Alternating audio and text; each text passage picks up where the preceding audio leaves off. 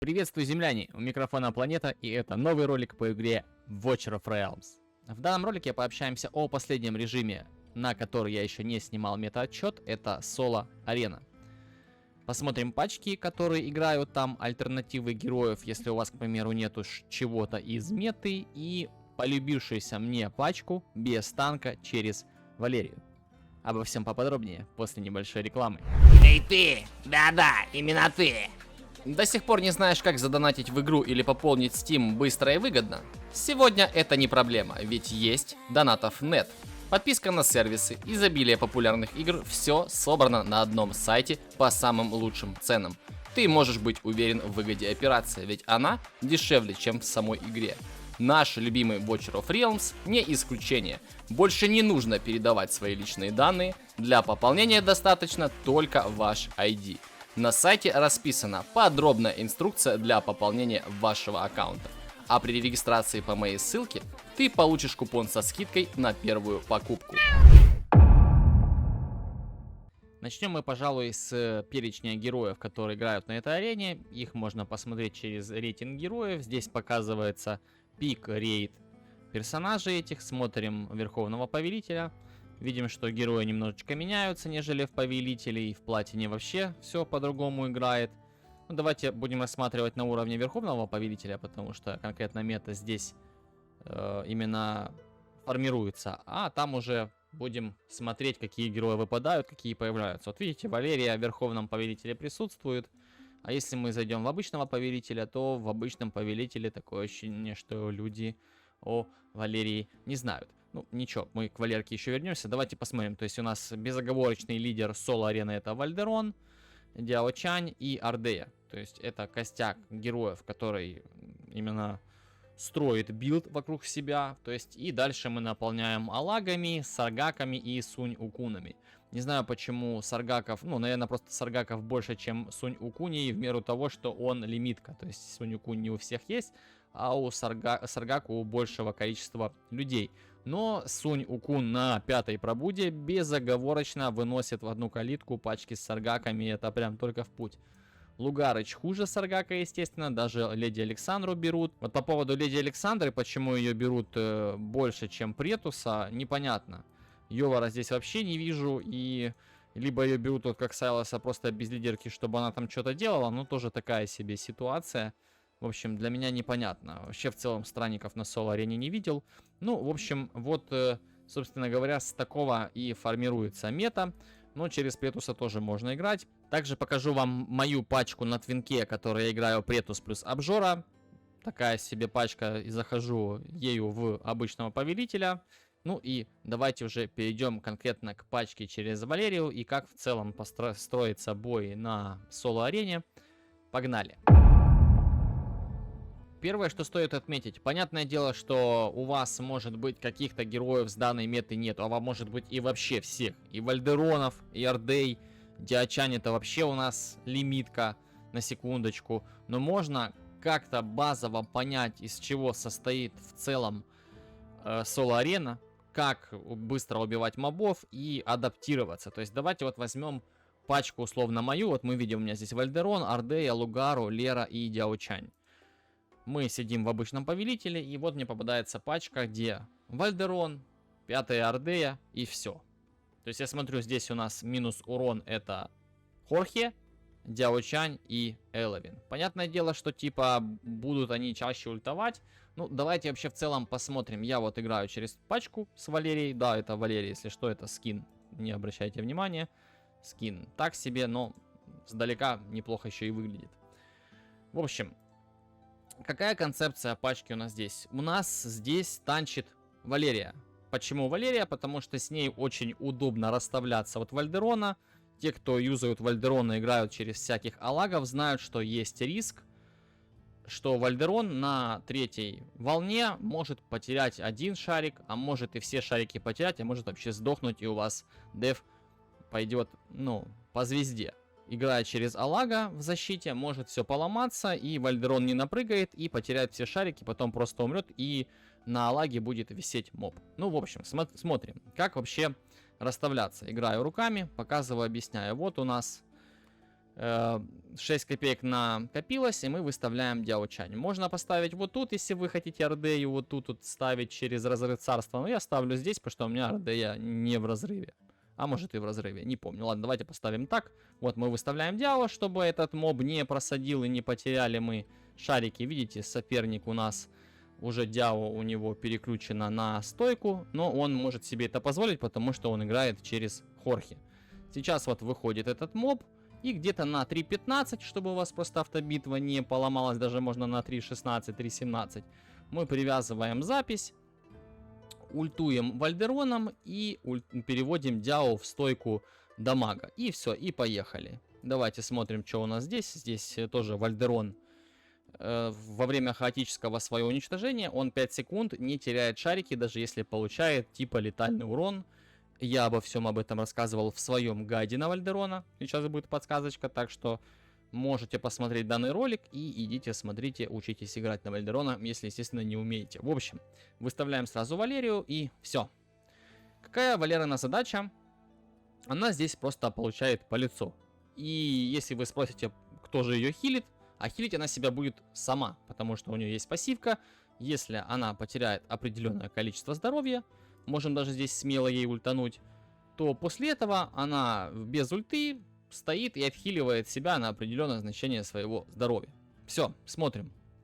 Выставляем Ордею, соперник сейчас тоже выставит Ордею, и все.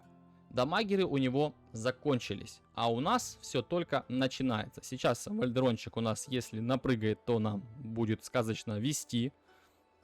Все, хорошо, видите, вражеский Вальдерон чуть-чуть меньше прыгает, и если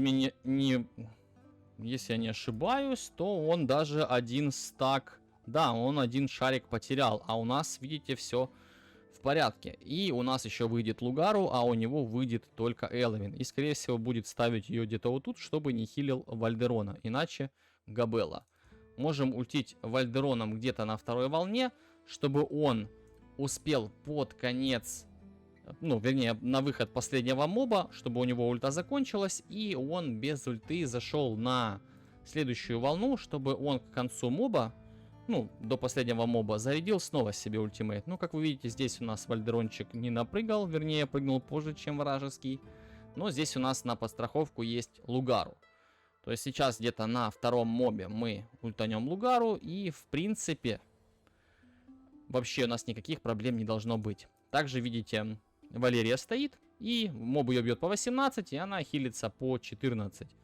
И только урон наносится, сразу отхиливается. То есть вообще никаких проблем у нее не составляет танчить. Но, как вы видите, здесь из-за того, что мы без ульты, а вражеский Вальдерон с ультой, мы чуть-чуть проиграли в темпе. Ну, ничего страшного. Сейчас мы накопим 2 ультимейта с своим Вальдероном и разнесем вражеского в пух и прах. Нам, благо, урон позволяет терпеть столько мобов. И сейчас, если Вальдерон еще пару раз прыгнет, то мы это даже успеем сделать. Вот мы ультуем, и второй ультимейт у нас есть. Теперь давайте смотреть, что же мы. Ну, вражеский Вальдерончик, я смотрю, не сильно отстает с прыжками. Прыгает и прыгает, но, тем не менее, мы взяли и оторвались по дэмэджу. Хорошо, отлично. Разработчики, кстати, починили вот эту дурацкую особенность последней волны, когда ты выигрываешь на последней волне, и тебе там, к примеру, не хватает даже, ну, где-то 0,5%, чтобы и ты побеждаешь. Ты выигрываешь волну, урон не начисляется вражескому трону, и ты все равно проигрываешь. Сейчас, даже если у тебя бой заканчивается, и соперник после тебя тоже убивает последнего моба, то все равно тычка ему в трон летит. Все, вот это у нас уже последний моб. Мы тут, возможно, даже еще и проиграем сейчас в темпе. Нет, видите, ультанули, и вражеский Вальдерон прыгать не хочет. В общем, как вы видите, пока я разговариваю, Валерия себе стоит, даже на нее не надо обращать внимание. А там сопернику надо было на записи четенько элвинкой хилить, кидать кусты эльфов там под этого Хорхе бедного.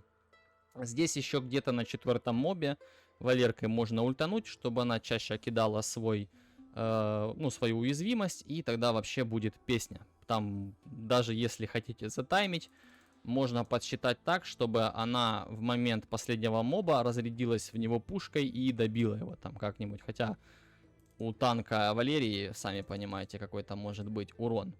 Ну и все. Вот, у соперника Дяо даже переключилась. Вот такие вот у нас трудности записи автобитвой. Ну и вот, собственно, как я и говорил, получилось как получилось. Мы соперника увидели, что у него не хватает дамагера. Да, были там моменты, что казалось, что мы в принципе бьемся на равных, но это за счет Эловин. Просто Вальдерон чаще ультовал, и из-за этого мы несколько волн там проиграли. Как вы видите, вот 84 ляма нанес Вальдерон, прыгал не хуже моего. Но у него РД нанесла 55, моя 26. То есть этот урон они попилили с Лугару. И в принципе якобы типа как будто бы и не было разницы, что у него 2 ДД, а у меня 3 ДД. Но на самом деле она есть. Но о чем мы только о плюсах говорим? Да, давайте же и о минусах поговорим. Вот, к примеру, пачка 600 тысяч БСа. Понятное дело, что она здесь не 600, а 550 плюс. Но я на эту пачку даже нападать не буду. Потому что, ну, Валерия, даже в таком шмоте, как у меня, к обвесу мы перейдем попозже, она не выдержит. То есть там урон от мобов такой крепкий, что ну там просто до свидания. Здесь Эловин плюс Ган. Они будут стоять, хилиться, а Валерия не будет успевать выхиливаться. Во-первых, из-за того, что Вальдерон с Ардеей и тем же Лугару, они не будут быстро так убивать мобов, как, к примеру, тот же 4-й Саргак вместе с Вальдероном. Потому что Лугару сам по себе, ну, проигрывает Саргаку по темпу убивания мобов. И здесь однозначно будут проблемы. А если мы видим 500 тысяч, то любой там до 520 тысяч спокойно можно нападать через Валерию. Танчит, все круто.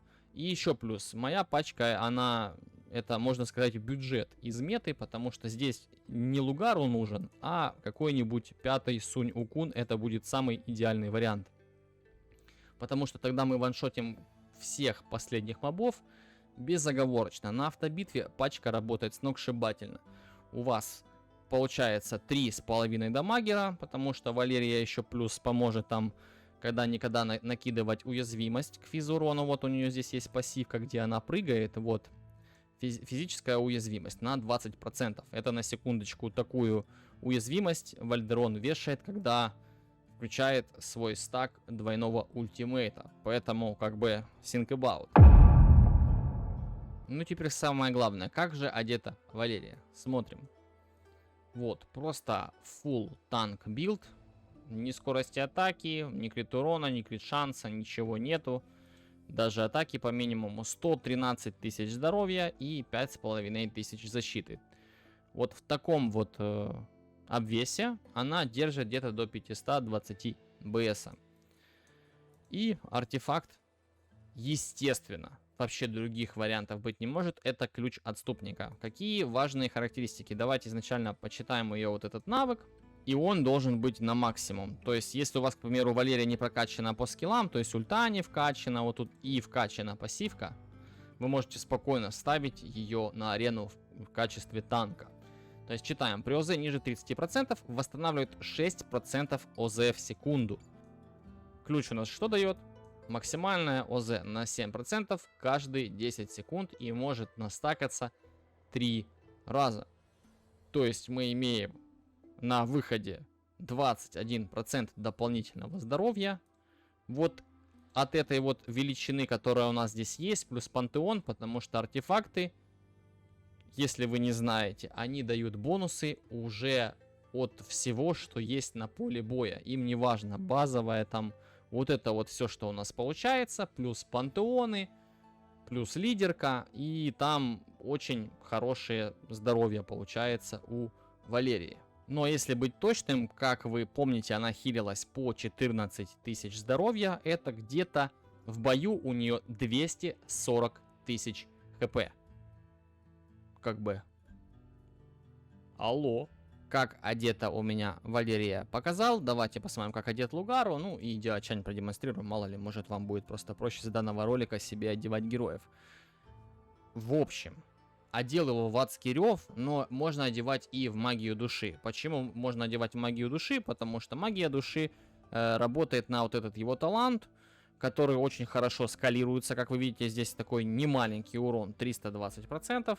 И магия души на этот талант распространяется, адский рев на этот талант не распространяется, но если мы отыгрываем хаоситами от его пассивки, где он наносит двойной удар с базовой атаки, когда у него меньше 30% хп или 50, там, по-моему, порог, да, изначально 40%, то там не особо важно, потому что, ну, тестировал. Важно просто статы ему хорошие дать, чтобы у вас были 4 статки, вот, плюс-минус хотя бы такого плана. Но это они у меня бомжатские. Тут у меня вообще нету 4 статок на кольцах. И вот обвес злая месть. Тут вот шанс крита КУ СА атака и шанс крита КУ атака процент, атака плоская. В общем, финальные статы Лугару. 25700 атаки, 384 скорости атаки и 348 крит урона. Из артефактов что рекомендую? Либо же кулон потока, либо же можно давать расколотый эфес. Есть также тесты на канале у меня по поводу данного артефакта. Очень хороший артефакт, но кулон потока мне нравится больше. Почему? Потому что если получается дать вот такую вот атаку на такой вот крит урон, то с кулоном потока урон намного сильнее, чем с эфес. Ну ладно, не буду врать, не сильно прям намного, но прилично. И по поводу Дяо, вот, пожалуйста, Дяо одета у меня в крылья милости плюс воевода. 13 тысяч атаки. Это можно, кстати, дать и больше, но это она у меня одета в бездну, чтобы не переодевать, уже не стала ничего менять. Как вы видите, 29 тысяч здоровья, ей там столько не нужно. И артефакт у меня здесь ее личный, но еще не ошибка будет дать ей либо же золотой скоробей, но и очень хорошо на ней сидит, мне прям нравится, вот пылкая мудрость. Вот такие вот альтернативы, поэтому собираем. Также стоит отметить, блин, планета, она у тебя на 5-й пробуде, может быть у меня без пробуд играть не будет. Давайте посмотрим, что дают пробуды. Улучшается ультимейт. Атака процент, нам не надо. Улучшается ультимейт. Шанс крита 8%. Вообще на нашу выживаемость никак не влияет. 5-я пробуда также просто усиливает ультимейт и никак не влияет на нашу выживаемость. Поэтому, если у вас есть Валерия без пробуд, качанная пассивка, не прокачанное все остальное, взяли смело, одели в танка и погнали абузить стратегию. По поводу ваших слабостей, это 5-е макаки, высокий БС 520+, ну все зависит от того еще, как сильно вы укрепите свою Валерию. Ну и в целом наличие хотя бы вот этой меты в виде вальдеронов, какой-нибудь Ардеи, либо же Саргак плюс Лугару. То есть сама Ардея по себе это не тоже прям основополагающая билда. У нас должен быть Вальдерон. Это вот прям нужен конкретно для данной тактики Вальдерон. И 2 хаосита типа а-ля Саргак Лугару в этот Ардея. Либо же Саргак Лугару Сунюкун. Либо же Ардея Саргак Сунюкун. Либо же Ардея Лугару Сунюкун. И Дяо. Все. Берем, заходим. Не знаю, я вот в деф не рекомендовал бы ставить данный деф. Ой. Единственное, что я бы не рекомендовал ставить в защиту данную пачку. Почему? Потому что, ну, там, я как смотрел, работает немножко криво. То есть там Валерия может умереть на 5-6 волне. Там вот тоже я вижу эту пачку. Я спокойно на нее нападаю, потому что либо могу там что-то руками подкорректировать, и я точно знаю, что по-любому там от 7 или даже от 8 до 9 волны может пойти что-то не так. Поэтому, если, к примеру, у вас есть вариативность в этом плане, что вы можете себе позволить поставить данную пачку вот через Гана в защиту, то лучше, конечно же, стабильнее будет с ней, потому что давайте посмотрим, как моя защита вообще отыгрывает. Вот ребята нападают на меня. Понятное дело, что Вальдерон 5 может быть хуже, чем 3, и 5 может быть хуже, чем 1, но пачка вот работает 54% винрейт. Это довольно-таки неплохо, потому что вот видите, победа-победа, поражение-поражение, победа-победа-победа. Это я в атаке вот побеждаю, снова победа в защите, и тут поехали. Что-то пошло не так, везение кончилось, расчехвостили, раздели. победил. Раздел победил. И видите, вот оно вот так вот варьируется, а это просто рулетка. Это 50% вальдерон, который либо роляет и вы выигрываете, либо же роляет вражеский вальдерон и вы проигрываете. Ну, как и обещал, пачка такая а-ля типа наркоманская. Вот она выглядит так. Одиночная цель. Это Претус, Соню-кун, Обжора, Эловин и Дяо. Ну, да, к ней можно прям прицепиться. Что ты думал, разве она работать не будет? Вот у нее 92% винрейт в защите. И разбиваются даже вот такие вот ребята. Сейчас покажу, как она вообще работает. Но и здесь, конечно, по поводу бюджетности можно так поспорить, потому что у нас здесь и 4-й Претус, и 5-я Макака, и 260 дней аккаунту. В общем, вот мы выбрали жертву. Давайте смотреть, как работает пачка. Я там буду подыгрывать руками, потому что она у меня криво записанная, но не хочется ее перезаписывать, потому что на твинке сейчас играю так чисто одной рукой.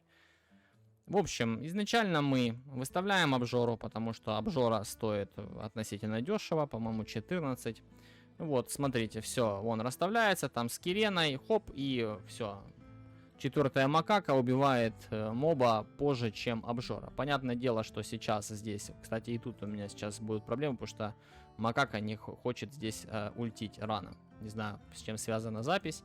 Все, мы ультуем, и, в принципе, бах, 2-0. Мы выигрываем пачку Ингрид Макака. Пачка именно двумя героями, которые сейчас выставлены, это Обжора и Макака. Учитывая, что Макака и Обжора, они не под лидерками. То есть здесь у нас чисто один Претус и все. Ну и сейчас просто копим монетки на Претуса. Обжора сейчас съест одного моба. На второго моба у нас уже зарядится Сунь-Укун. И будет все хорошо. Понятное дело, что это мы сейчас проигрываем. Ничего страшного. Все, хоп, молнии прожимаем. Макаку посмотрим. Наверное, не будем прожимать. Лучше прожму Претуса. Ну, сразу скажу, ничего страшного в этом нету. То, что вы теряете чуть-чуть здоровья. Мы, да, чуть-чуть отстали от врага. Ну, ничего страшного. Все, здесь может быть такое еще, что мы этот пак и не выиграем. Но в целом покажу, как он работает. То есть обжора у нас ест скрипов до элитных. То есть когда уже пойдут вот эти ребята, у которых булава вот за плечами, он их уже кушать не будет. Но он позволяет нам вначале наверстать и дать темпа нашей пачке. Вот, видите, хоп, он ультанул и ничего ему не нанес. И сейчас здесь, если играем Претусом, то ультуем, когда два моба на поле боя, чтобы он кинул на них связь, и мы быстрее убили их двоих. Сейчас можно дать молнии и бахнуть Макакой. Все, как вы видите, все проходит неплохо. У соперника немножечко горит трон. И Макака где-то что-то свою ульту просвистюрил. Ну, те, кто знает, что такое Суню-кун, понимают, как он работает на автобитке в защите. То есть он может дать ульту где-то не в попад. И это, в принципе, нормальная ситуация. Все, дождались второго моба, повесили связь, ультуем Претусом и можем дать даже молнию уже сейчас, чтобы Претуса бафнуть. И выходит вот второй моб. Сейчас как раз таки в тайминг убиваем и Сунь-укуном ультуем. Надеюсь, не в труп. Все, хорошо, классно. И здесь победили, да, успели. А, у него тут еще один моб. О, ну вот он его не добьет быстренько. И понятно. Ну ладно, была бы здесь 5-я Макака, он бы его, скорее всего, быстро убил и не потерял бы столько здоровья. Но это я вам показываю такие примеры, какие пачки есть. Это 2-я платина, да, 2-я платина, поэтому можно не бояться нападать на такие пачки. Вот второй моб выходит, вяжем его Претусом. И я бы даже подождал, наверное, давайте ультанем. Я бы сейчас подождал 3-ю молнию и уже бы дал 3 молнии сразу. Вот, чтобы у нас, надеюсь, не потеряем мы обжору здесь. Во, хорошо. Должен, в принципе, держать удар. Добиваем последнего моба, предпоследнего точнее, и последнего жарим Макакой. Все. Бах, а там у соперника сколько мобов? О, понятно. В общем, вот такая вот пачка. Обжору одеваем просто в танка. Так вот, к примеру, как вот была у меня одета Валерия, также одеваем и обжору. Сет стража, либо же непоколебимая воля. Что у вас там будет, то и одевайте. Ну, а Претус и Суню-кун уже, естественно, по стандарту. Претусу и магия души и подойдет и адский рев. Главное, чтобы вы ему дали больше атаки. Ну, очень большое количество атаки. Макака у нас одевается в магии души. Эловин там в прилив сил, чтобы бафнуть либо Претуса, либо Макаку. В зависимости от того, как ложится баф. Ну и все. Вот мы видим пачка хаоситов. Здесь можно очень быстро отъехать. Потому что они проживут все 9 волн. И 493 БС мы можем просто не вытянуть. Как вы видите, здесь 441 тысяча БС была. И у нас уже были на 7-8 волне проблемы. Потому что обжора, ну, не держит он так удар. У него самозахил, только там он чуть-чуть отхиливается, когда ультует. Но такие вот пачки тяжеленькие, ну, могут быть проблемы. Здесь вот, в принципе, можно попробовать вот эту пачку. Давайте нападем чисто эксперимента ради и будем уже переходить к итогам. Ну вот и, собственно, что и требовалось доказать по поводу этой пачки. Как вы видите, Суню-кун не протанчил и все. То есть пачка вроде бы выглядит грозно, огромный разогнанный БС, а по факту, если мы понимаем, что там будет происходить на каких-то высоких волнах, то, собственно, так вот и получается. Это при учете того, что он меня выигрывал абсолютно все волны. Здесь вот и Претус больше надамажил, и, ну, Макака надамажила, естественно, меньше, но обжора набил больше, чем Инит. Собственно говоря, но это не значит, что Инит говно. Напоследок еще хочется отметить пачки, которые работают на Верховном, ну и на обычном Повелителе. Хотя, что отмечать Сашку, если, чтобы ее получить, нужно играть на Верховном. В общем, вот Притус и Александра неплохо себя тоже показывают, но Сашка такая же рандомная, как и Вальдерон, поэтому здесь спорно. Может и зайти, а может и нет. И еще одна такая метовая пачка, сложная. Почему сложная? Потому что там нужно большое количество пробуд. Ну и она, честно говоря, когда ты на нее нападаешь, она в защите показывает себя нестабильно и не очень хорошо. Вот она, это через Лаю, либо же через Ингрид. Но 5-я Макака, 5-й Кигири. Сюда еще можно вместо Лили поставить эту Эвномию и Дяо Чань.